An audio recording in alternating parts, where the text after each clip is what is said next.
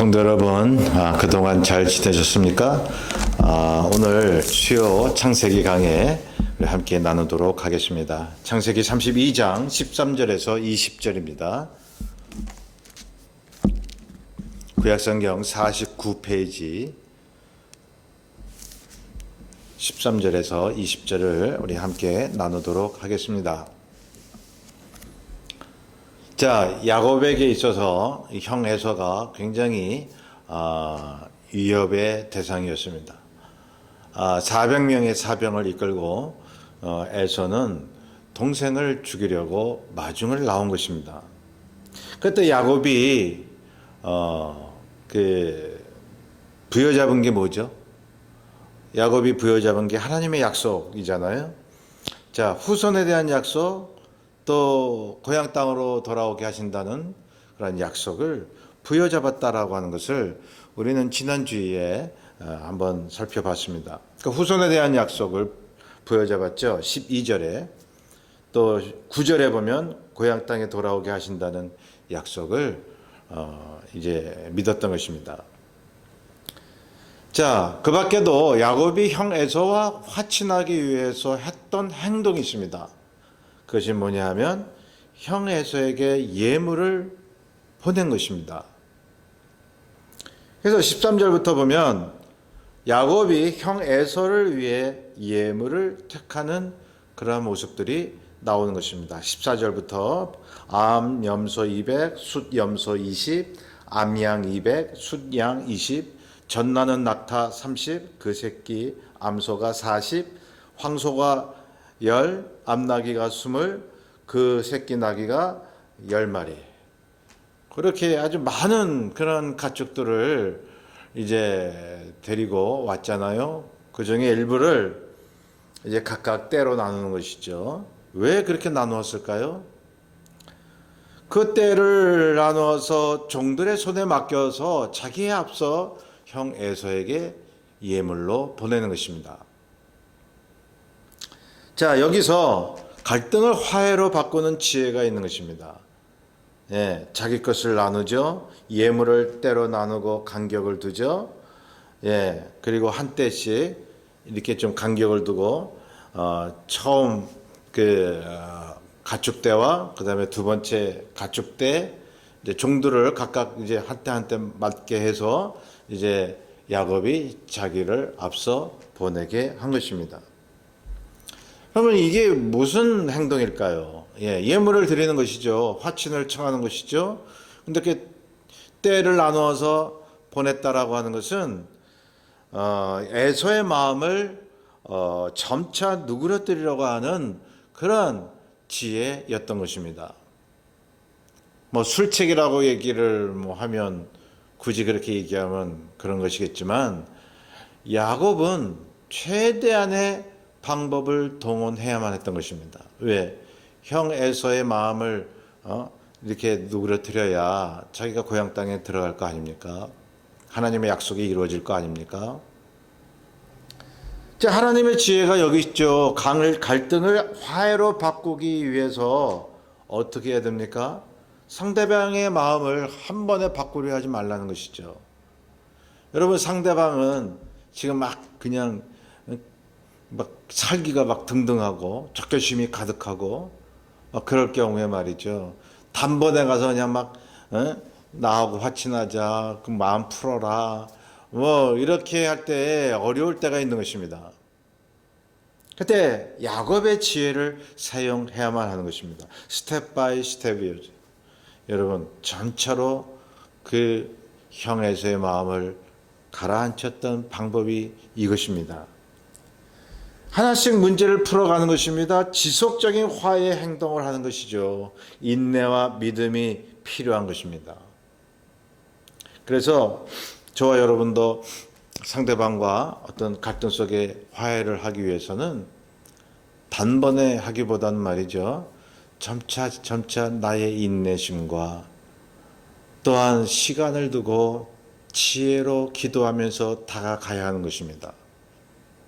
자, 17절에 보면 야곱이 한 때씩 맡은 종들에게 얘기하죠.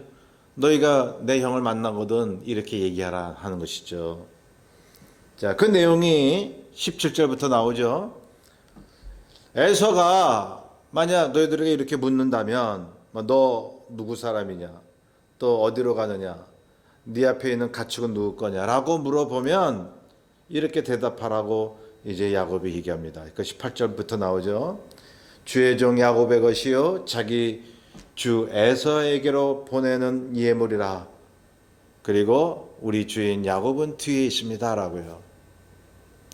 그러니까 야곱은 자기 모습부터 안 보이고 이렇게 예물로 드리는 그런 가축부터 보게 했던 것입니다. 예. 견물생심이라고요. 눈에 보이는 그런 것을 봤을 때 사람이 욕심이 나기도 하고 마음이 돌아서기도 하는 것이죠. 자, 어떻게 보면 치사한 방법이고 어떻게 보면 인간적인 방법이라고 생각할 수 있지만 그러나 하나님이 허락하는 방법 안에서는 저는 이 야곱이 지혜롭게 행했다고 보고 싶은 것입니다. 왜요? 물질도 하나님이 역사하시는 수단이 되니까 말이죠. 뭐 물질이라고 막 그냥 다 부정적으로 봐서는 안 되는 것이죠. 자, 19절에 보면 둘째, 셋째와 각 때를 떠나가는 자에게도 이같이 말할 것을 야곱이 명했는데, 자 20절에 보면 야곱이 자기가 왜 그렇게 행동을 하는지 얘기하잖아요. 이렇게 하면 형의 마음이 누그러져서 나를 받아줄 것이다 하는 거죠. 예, 여러분 인간 대 인간이죠. 참 인간 대 인간의 갈등을 화해하기 위해서는요 어떤 면에서는 인간적으로 다가가야 돼요. 무조건 기도만 하고 무조건 하나님이 역사하기를 바라고 막 그렇게 기다린다면요 여러분 잘 풀리지 않을 때가 많습니다.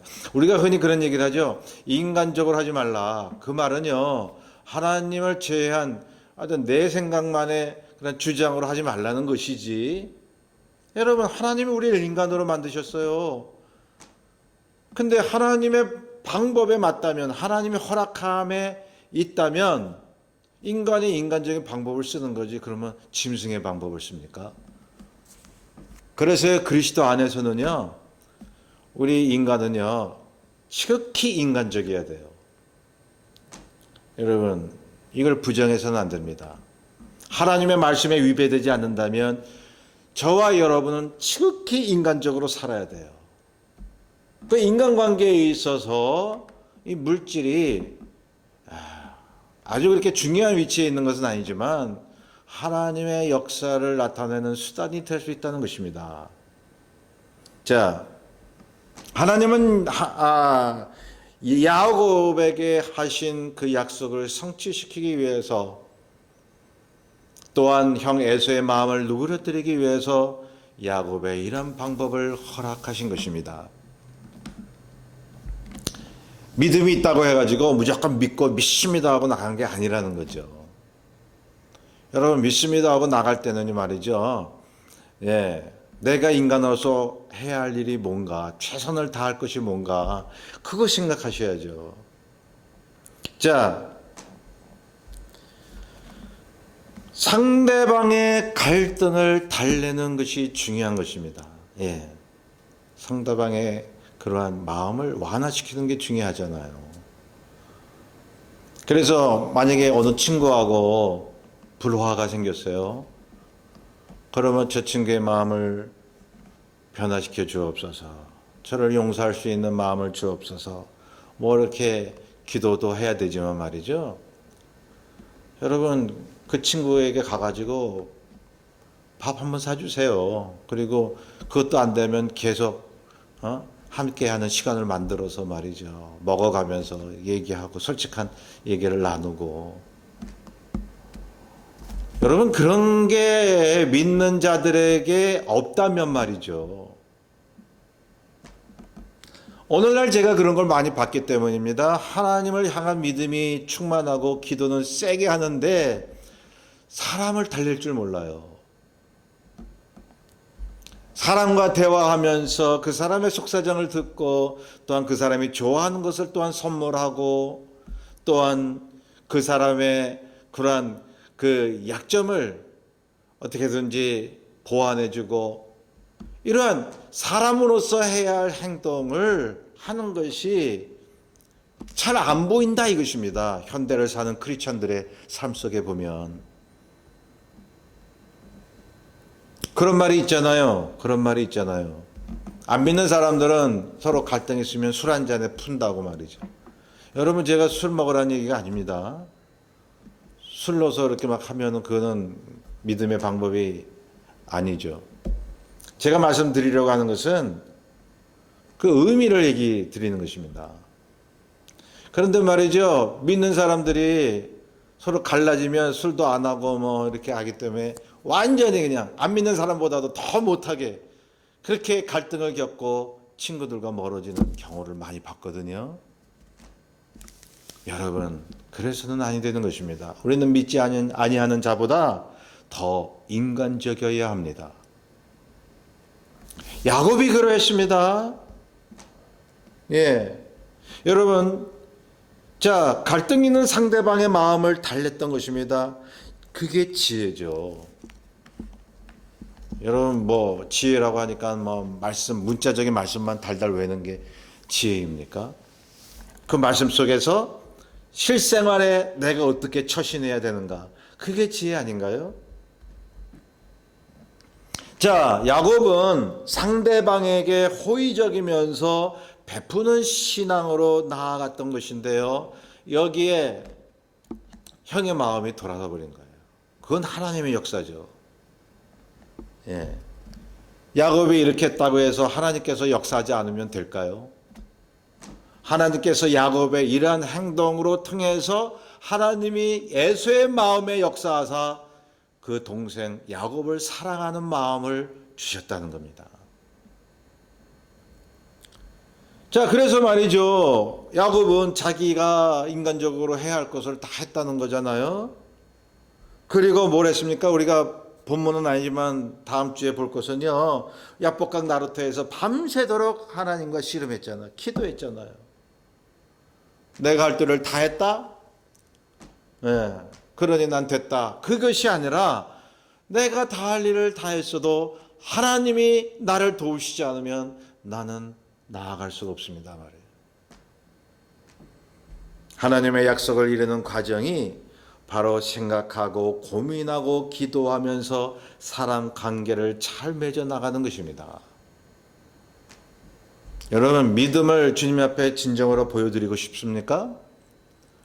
내가 주님을 이만큼 사랑한다라고 하는 증거를 보이고 싶습니까? 인간관계를 잘하세요. 인간관계를. 예, 좀 서운해도 미워도 나하고 좀 맞지 않아도 주의 사랑으로 사랑관계를 돈독히 가져야 됩니다. 그럴 때 하나님이 야곱처럼 우리를 향한, 저와 여러분을 향한 약속을 이루어 주시는 거 아니겠습니까? 약속을 이루시는 과정이 그러했다는 것입니다. 여러분, 하나님은 사람을 통해서 역사하시는 경우가 많이 있는 것입니다. 하나님이 땅에 뚝 떨어지는, 하늘에서 그냥 갑자기 우리한테 던져주는 그런 것이 하나님의 응답일까요? 사람을 통해서 나타나는 것입니다. 내가 저 사람에게 잘했을 때 저 사람이 나에게 호응적으로 대해요. 하나님이 그렇게 역사하시고 응답하시는 거예요. 하나님이 허락하지 않으면 내가 아무리 해도 안 돼요. 하나님께서 그것이 옳은 방법이고 역사하시면 내가 간단한 생각이나마 저 사람을 위해주는 그런 행동을 했을 때 하나님이 그 사람을 통해서 나에게 역사하신다는 거예요. 믿음이란, 자 보세요. 믿음이란 하나님과의 관계, 또 이웃과의 관계죠. 그리고 나와의 관계입니다. 이 유기적인 관계 속에서 하나만 흔들려도 다 흔들려 버리는 거예요. 하나님 관계가 잘못되어 보세요. 나를 모르죠. 사람을 잘 대할 줄 몰라요. 어떻게 대화로서 다가갈 줄 몰라요. 자, 그리고 하나님과의 관계는 좋은데 사람과의 관계가 안 좋아 봐요. 하나님과의 관계가 흔들리는 거예요. 예수님이 말씀하셨잖아요. 하나님께 오기 전에 먼저 형제와 화목하고 와라. 예수님은 하나님 관계, 이웃과의 관계를 대등하게 보셨어요. 예. 그리고 또 하나 뭔지 아십니까? 나와의 관계예요. 내가 나를 하찮게 보고 비하하면요, 학대하면 하나님 관계, 이웃 관계가 깨져버리는 거예요. 나를 가볍게 보는데 이웃 사람을 아주 귀하게 여기겠어요? 자, 그러니 여러분, 믿음이라고 하는 것은 하나님 그리고 사람 그리고 나와의 관계에 있다는 것입니다. 그 관계를 고민하고 또 생각하고 또 숙고하면서 관계를 이루어 나가야 하는 것입니다. 그럴 때 하나님이 역사하시는 거예요. 이 사실을 믿으시고 여러분, 하나님 관계, 이웃 관계, 나와의 관계를 잘 해나가시기를 간절히 소원합니다. 기도하겠습니다. 사랑해 주님 감사합니다. 오늘 야곱이 열심히 하나님 앞에 기도하고 약속의 말씀을 부여잡으면서 형 에서의 마음을 돌이키려고 자기의 지혜를 발휘하였나이다. 하나님의 주신 지혜로 저희들은 믿습니다. 주님, 하나님을 바라보면서 사람에게도 다가가서 서로 사랑하고 화목하고 나누는 그러한 삶이 되게 하옵소서. 그래서 하나님의 약속이 이루어지는 경험을 하며 살게 도와주옵소서. 감사하며 예수님의 이름으로 기도하옵나이다. 아멘. 이번 남은 한 주간도 늘 믿음으로 사람 관계가 좋아지는 그러한 한 주간이 되길 바랍니다. 감사합니다.